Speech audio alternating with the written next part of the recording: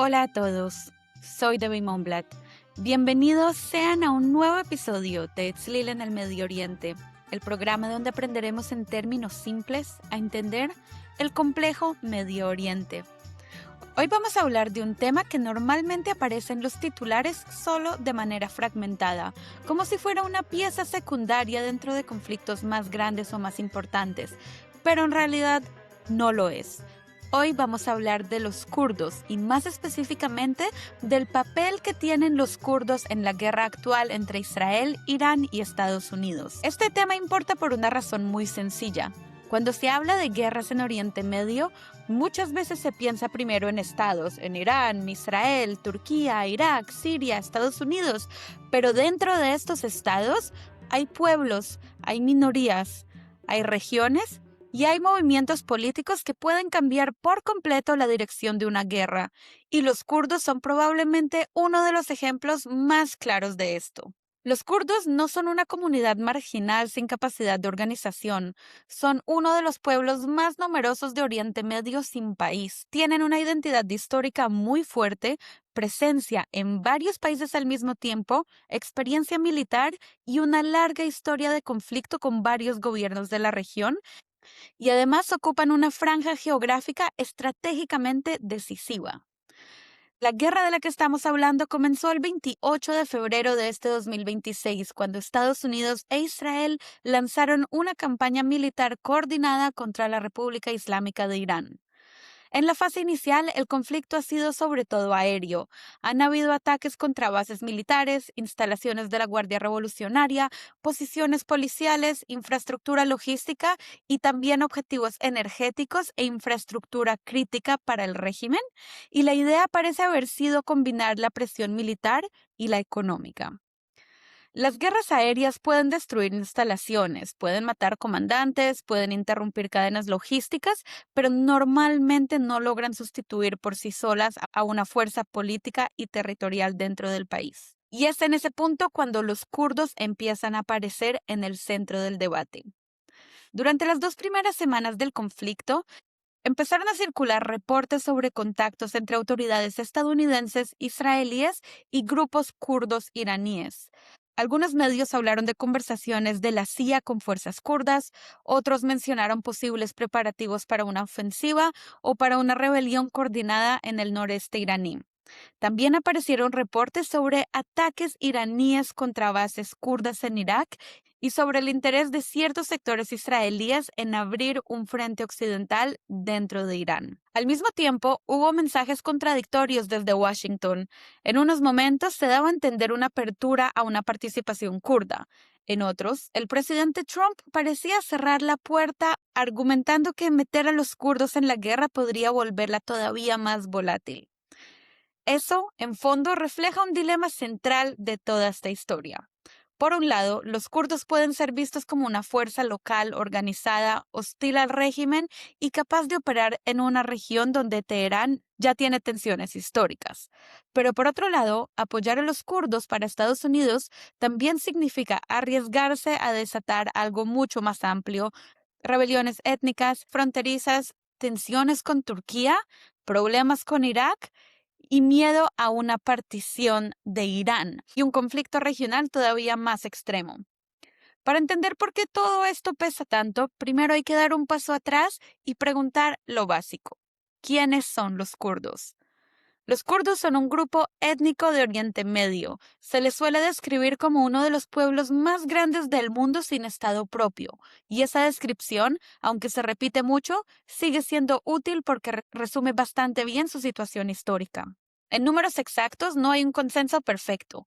Algunas estimaciones hablan de 30 millones, otras suben hasta los 40 o incluso los 45 millones.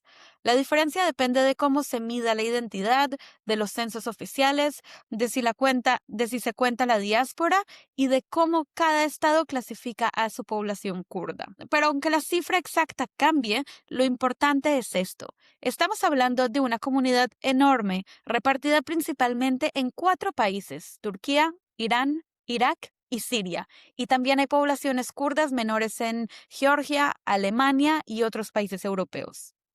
El territorio histórico donde viven los kurdos se conoce como Kurdistán. No es un estado reconocido internacionalmente, pero sí una realidad histórica, cultural y geográfica. Se encuentra entre las fronteras de Siria, Turquía, Irak e Irán. Son regiones ligadas a las cadenas montañosas del Taurus y del Sargos, y eso no es un detalle menor. La geografía montañosa ha sido una parte fundamental de la historia kurda. Las montañas han sido refugio, barrera, zona de resistencia y también un factor que explica por qué muchos movimientos kurdos han podido sobrevivir cuando eran perseguidos por gobiernos muy poderosos. También es importante no imaginar a los kurdos como un bloque homogéneo. No todos hablan el mismo dialecto, no todos practican la misma religión, no todos tienen la misma orientación política, no todos comparten la misma estrategia nacional y hay diferencias entre kurdos de Turquía, de Siria, de Irak y de Irán. Hay también diferencias entre los movimientos de izquierda, los partidos nacionalistas, los grupos tribales, las organizaciones armadas y las élites institucionales. Pero aún con todas esas diferencias, sí hay una idea común que atraviesa una gran parte de la población kurda, la de pertenecer a un pueblo dividido por fronteras ajenas y gobernado por estados que en diferentes momentos han intentado asimilarlo, controlarlo o reprimirlo. Y esto nos lleva a un punto clave. ¿Por qué no tienen un estado propio? La situación actual de los kurdos no puede entenderse sin mirar al final de la Primera Guerra Mundial. Con la caída del Imperio Otomano, el mapa de Medio Oriente se rediseñó y durante un breve momento existió realmente la posibilidad de que surgiera de alguna forma una entidad política kurda. De hecho, el Tratado de Severs en 1920 dejó abierta esa posibilidad, pero ese tratado nunca llegó a aplicarse como muchos pueblos no turcos lo habían imaginado. Muy pronto, la consolidación del nuevo Estado turco bajo Mustafa Kemal Atatürk, junto con la lógica colonial británica y francesa, cambió por completo el panorama. En 1923, el Tratado de Lausana confirmó las nuevas fronteras de Medio Oriente sin incluir ahí un Estado kurdo. Y a partir de ese momento, los kurdos quedaron repartidos entre Turquía, Irak, Siria e Irán. Ese reparto fue decisivo porque convirtió a la cuestión kurda en un problema permanente para varios estados al mismo tiempo. No era ya solo una demanda nacional sin resolver, era una demanda nacional fragmentada entre cuatro sistemas políticos distintos. Y aquí hay algo muy importante que hay que entender. Cuando una población con fuerte identidad nacional queda dividida en varios estados, cualquier avance suyo en uno de los estados genera temor en los otros. Si los kurdos obtienen autonomía en Irak, Turquía observa. Si construyen una administración armada en Siria, Irán observa. Si los kurdos iraníes logran debilitar al régimen y consolidar alguna forma de autogobierno, Turquía, Irak y Siria quedan pendientes. Por eso la cuestión kurda nunca es local, siempre es regional, y esto es muy importante entenderlo. Muchas veces se dice de forma simplificada, los kurdos quieren su propio estado. Y sí, eso es cierto en muchos de los sectores del movimiento nacional kurdo, pero la realidad es un poco más compleja. No todos los movimientos kurdos han perseguido exactamente la misma meta en todos los lugares. Algunos han apostado por la independencia plena, otros por un sistema federal, otros por una autonomía regional y en algunos casos, sobre todo en contextos muy represivos, la prioridad inmediata es simplemente sobrevivir, mantener la lengua viva, conservar cierta organización comunitaria y evitar la aniquilación política.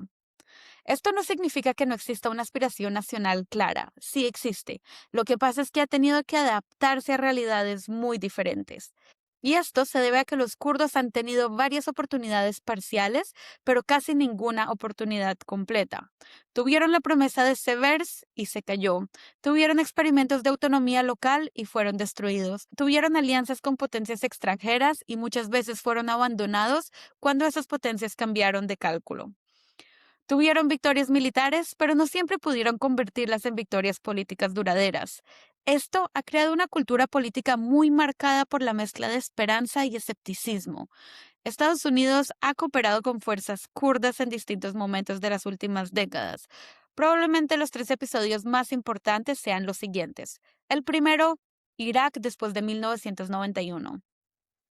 Tras la Guerra del Golfo, la imposición de una zona de exclusión aérea en el norte de Irak permitió a los kurdos iraquíes construir un espacio autónomo que con el tiempo se convirtió en la base actual del gobierno regional del Kurdistán iraquí.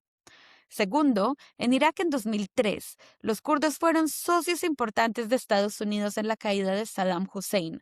Esa cooperación reforzó aún más su posición dentro del nuevo Irak. Y el tercero, Siria después del 2015. Las fuerzas kurdas, especialmente dentro de las fuerzas democráticas sirias, se convirtieron en el principal socio terrestre de Estados Unidos luchando contra ISIS, contra el Estado Islámico. Desde la perspectiva kurda, estas alianzas mostraban que Estados Unidos veía a los kurdos como un actor eficaz, disciplinado y confiable en el terreno. Pero junto a esto están los límites de esa alianza. En varios momentos, muchos kurdos sintieron que Washington los apoyaba cuando coincidían sus intereses estratégicos, pero no estaba dispuesto a sostenerlos cuando el costo político aumentaba o cuando entraban en juego otras prioridades, como la relación con Turquía o la necesidad de recomponer alianzas regionales más amplias. Israel, por su parte, ha tenido una relación más directa, más opaca, pero también de más larga duración con actores kurdos en la región. Desde hace décadas, Israel ha visto en los kurdos una fuerza aliada frente a estados hostiles, especialmente Irán. Esa lógica estratégica no significa necesariamente el respaldo unilateral a un estado kurdo independiente en todos los contextos, pero sí explica por qué ciertos sectores israelíes pueden ver valor en fortalecer a los grupos kurdos si con eso logran debilitar al régimen iraní. Y ahí empieza a aparecer una pregunta fundamental para el presente. Si Israel y ciertos sectores de Estados Unidos consideran que los kurdos pueden servir para abrir un frente interno y terrestre en Irán, ¿los kurdos querrían asumir este riesgo? Para responder eso hay que mirar cómo vive y cómo lucha este pueblo en cada uno de los 4 países donde está más concentrado. Empecemos por Turquía, que probablemente tiene la población kurda más grande de toda la región.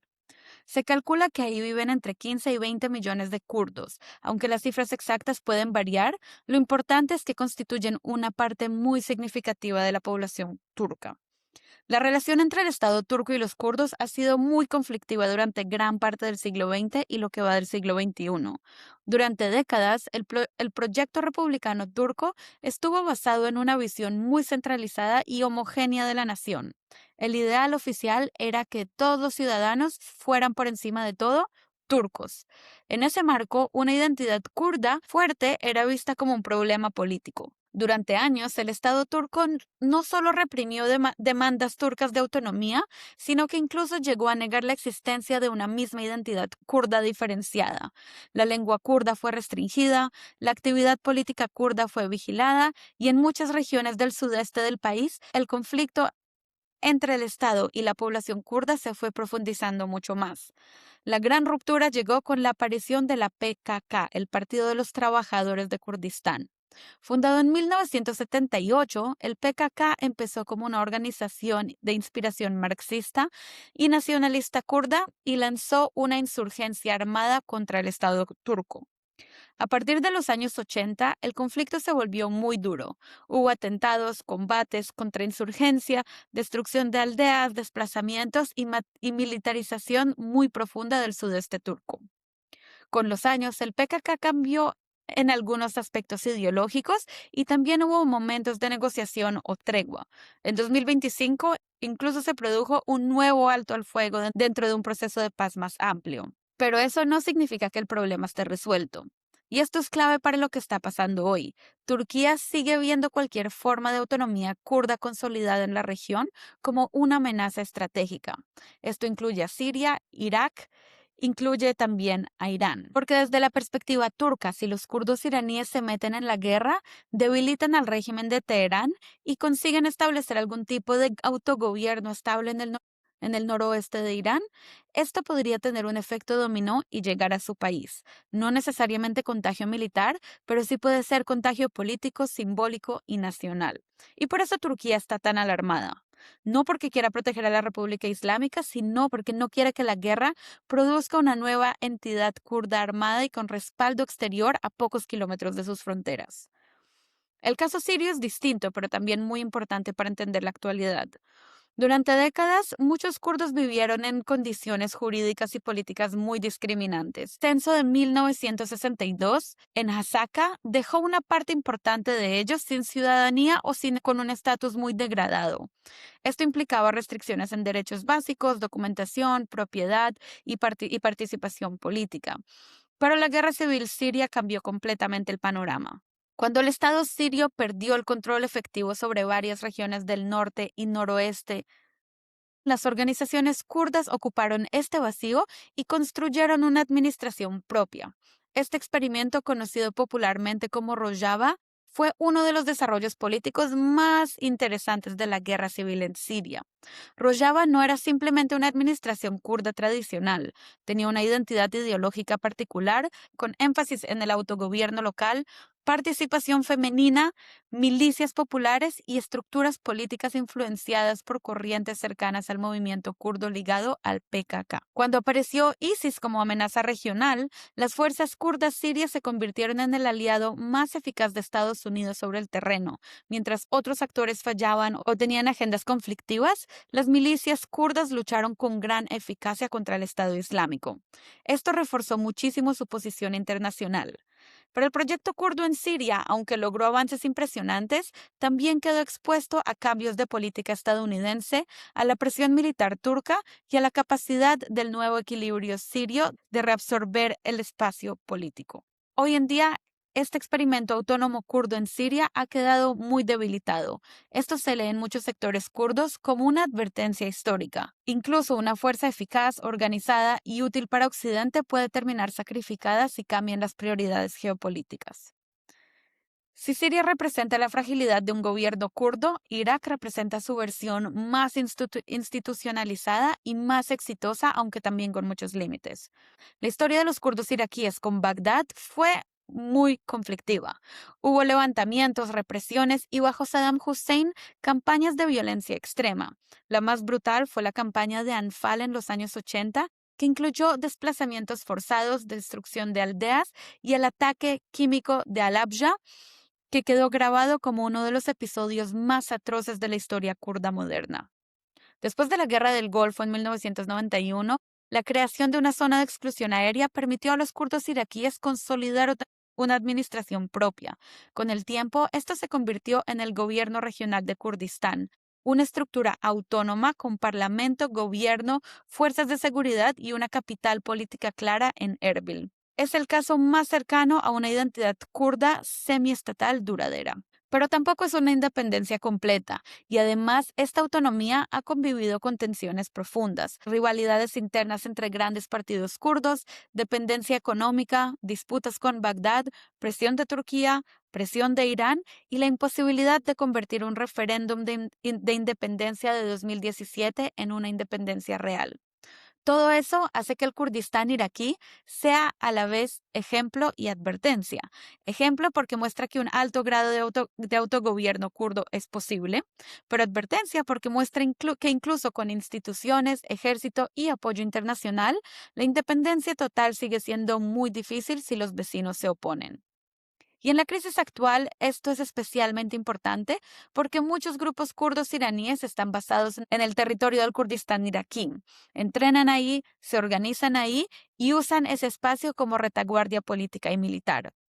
Eso pone a las autoridades kurdas iraquíes en una situación muy incómoda. Por un lado, tienen afinidad con la causa kurda iraní, pero por el otro lado, no quieren que su territorio sea usado como una plataforma de una guerra que provoque represalias iraníes sobre Erbil, sobre sus infraestructuras que han construido y sobre su propio equilibrio interno. De hecho, tanto Bagdad como líderes kurdos iraquíes han dejado claro que no quieren que Irak sea usado para lanzar una incursión contra Irán. Y ahora sí llegamos al punto central del episodio, los kurdos iraníes. Si uno quiere entender por qué hoy se habla tanto de ellos en el contexto de la guerra, hay que mirar su historia en el Estado iraní. Porque no se trata de una tensión reciente, es una historia larga, dura y marcada por una desconfianza mutua y profunda. Los kurdos iraníes viven sobre todo en el noroeste del país, en zonas cercanas a la frontera con Irak y Turquía. Las estimaciones sobre su peso demográfico varían, pero muchos análisis lo sitúan entre el 8 y el 12% de la población iraní, es decir, alrededor de 9 millones de personas. Esto ya los convierte en una minoría de enorme peso. Pero además, tienen algo que otras oposiciones iraníes no siempre tienen: concentración territorial, una identidad muy fuerte, tradición de organización política y experiencia armada. Su historia moderna tiene un punto de referencia muy importante: la República de Mahabad en 1946. Fue un intento de crear una entidad kurda en Irán con apoyo soviético. Poco duró. Cuando los soviéticos se retiraron, el Estado iraní recuperó el control y la destruyó, pero Mahabad quedó como un símbolo en la memoria política kurda. Y de hecho, de eso se trata el spin-off de esta semana. Vamos a hablar sobre la historia de este experimento. Si lo quieren escuchar y pertenecer a nuestra comunidad spin-off y apoyar al podcast, inscríbanse a la comunidad por solo $7 al mes con el link que les dejo abajo en la descripción del episodio. Pero seguimos avanzando en la historia. Después vino el periodo del Shah, con políticas centralizadoras y poco margen real para demandas kurdas de autonomía. Y luego llegó la gran ruptura en 1979. Muchos kurdos vieron la caída del Shah como una oportunidad. Pensaron que la revolución podía abrir la puerta a una nueva relación con Teherán, quizás con más autonomía local, más reconocimiento político y más espacio para el autogobierno. Pero el nuevo régimen islámico no aceptó las demandas. Muy rápidamente, la relación entre los movimientos kurdos y la naciente República Islámica se deterioró. Los kurdos querían un marco de autonomía local y secular. El nuevo régimen no estaba dispuesto a tolerarlo, y entonces llegó la represión. El ayatolá Khomeini emitió una fatwa ordenando aplastar la rebelión kurda. Las fuerzas del nuevo Estado entraron a las zonas kurdas, hubo ejecuciones, represión, ocupación militar y una violencia muy fuerte desde el comienzo mismo de la República Islámica. Durante décadas, distintos partidos kurdos mantuvieron oposición política y en algunos casos lucha armada de baja intensidad. Algunos operan desde Irak, otros tienen redes clandestinas dentro de Irán y algunos son más nacionalistas tradicionales, mientras que otros tienen vínculos ideológicos más complejos, pero en conjunto forman uno de los ecosistemas opositores más persistentes frente al régimen de Teherán. Y el régimen lo sabe. Por eso, no se ha limitado a reprimirlos dentro del país, también ha perseguido a sus organizaciones fuera de Irán.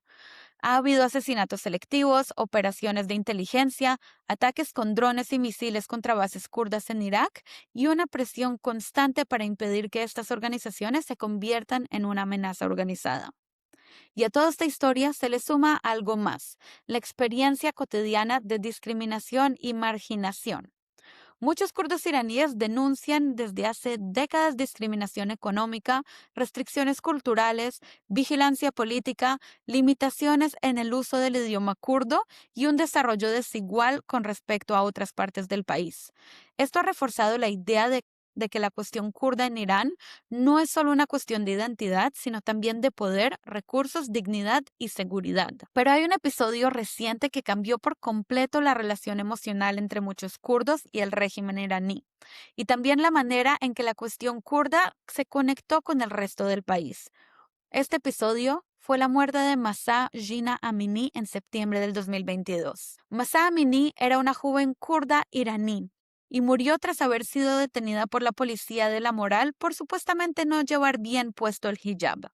Su muerte provocó una explosión social inmensa. Las protestas comenzaron en Saqqez, su ciudad natal en el Kurdistán iraní, y muy rápidamente se extendieron a todo el país. El famoso lema "Mujer, vida, libertad", de origen kurdo, se convirtió en la consigna de una revuelta nacional contra el régimen. Y esto fue importantísimo por varias razones. Primero, porque puso a una mujer kurda en el centro de la crisis política iraní. Segundo, porque mostró que el malestar contra la República Islámica no era solo de las periferias, sino que muchas veces las periferias eran solo quienes encendían la chispa. Y tercero, porque el régimen respondió con una represión brutal, especialmente en zonas kurdas.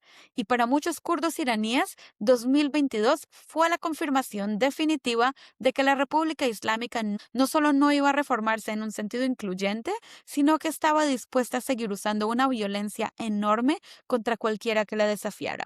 En términos políticos, la muerte de Mahsa Amini hizo dos cosas al mismo tiempo. Por un lado, alejó todavía más a los kurdos del régimen y por el otro lado, conectó el sufrimiento kurdo con una protesta nacional iraní mucho más amplia. Es decir, mostró que la cuestión kurda no estaba aislada, que podía convertirse en parte central de una crisis del régimen a escala nacional. Por eso, cuando hoy se habla de una posible entrada kurda en la guerra, no se piensa solamente en una insurrección étnica aislada, también se piensa en la posibilidad de que un levantamiento kurdo pueda actuar como detonante o como apoyo para una rebelión más amplia dentro de Irán. Pero esto sigue siendo solo una posibilidad.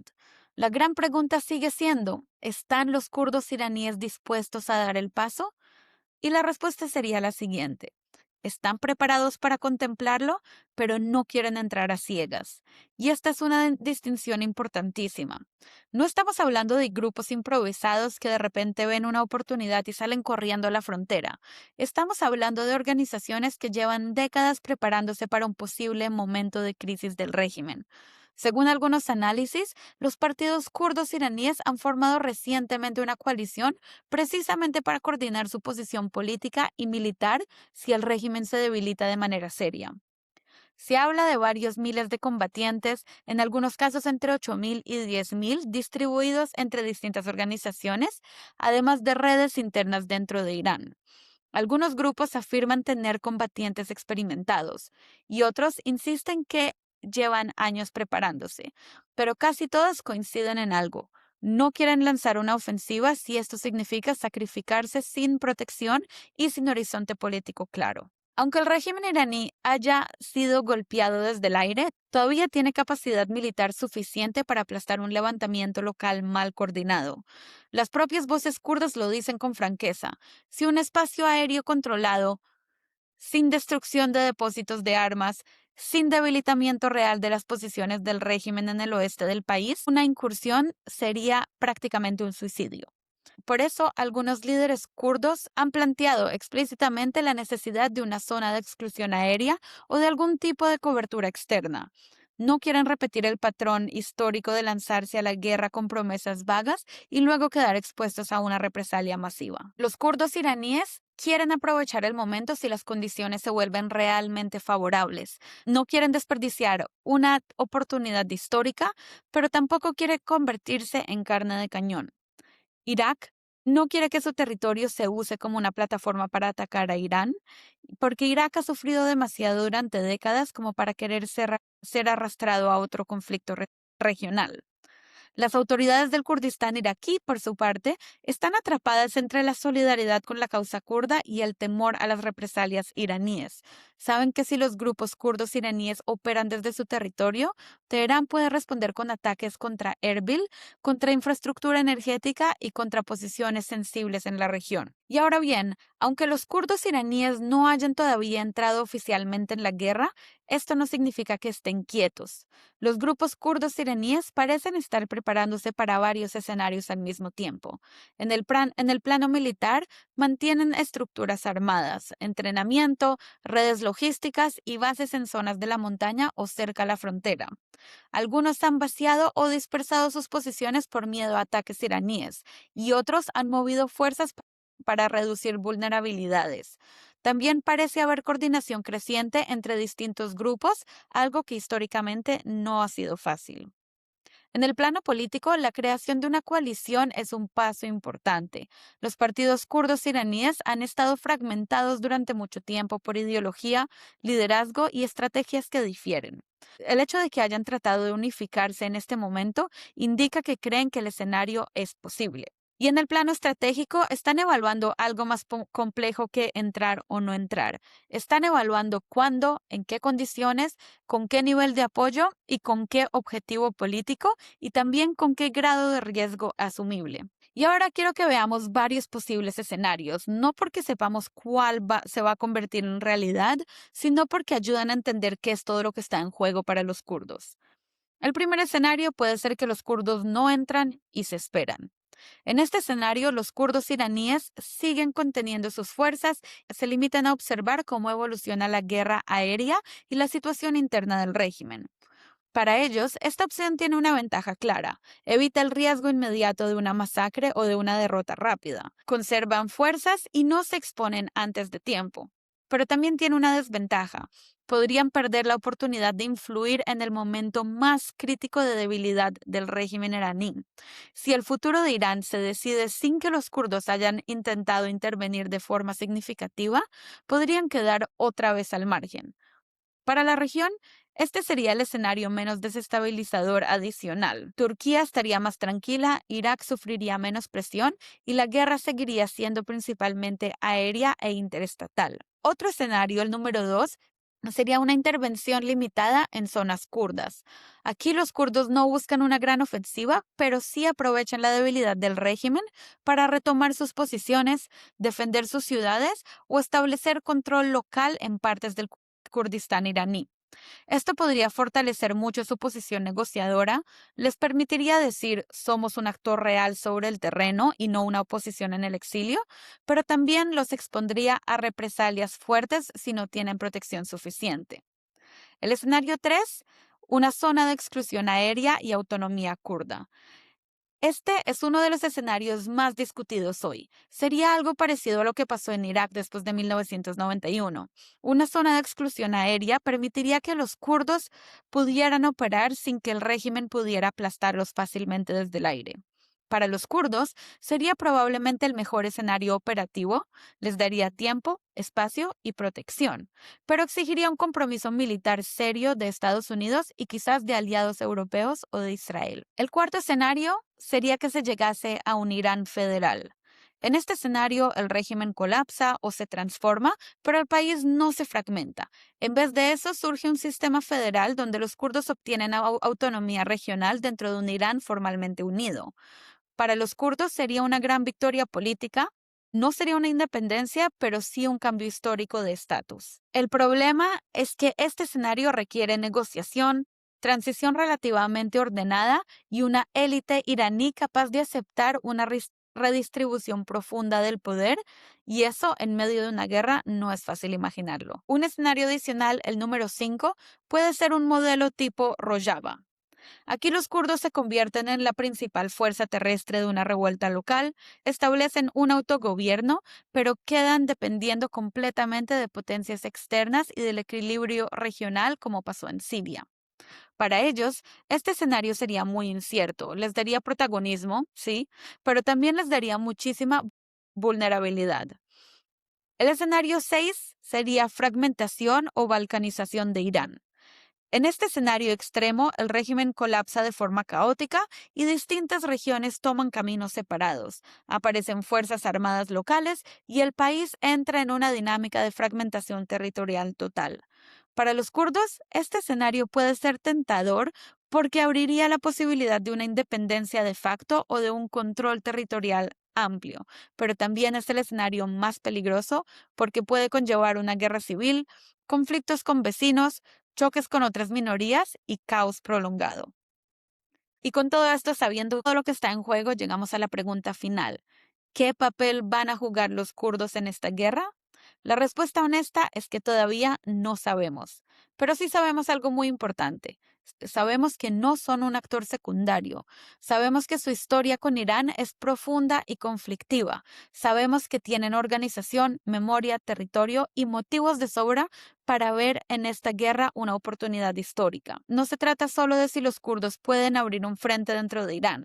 Se trata de si esta vez, a diferencia de otras veces, podrían hacerlo sin quedar solos a mitad del camino. Por eso hoy observan, calculan, negocian, esperan y se preparan.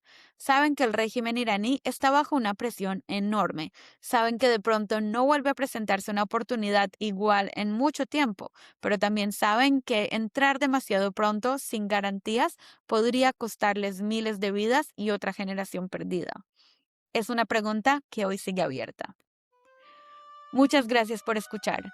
Espero ahora vean una imagen más completa y clara sobre la posición kurda en la guerra en Irán que está sucediendo en estos momentos. Recuerden que si quieren escuchar el spin-off y apoyar al podcast, les dejo el link en la descripción del episodio para que entren y se inscriban por solo $7 al mes.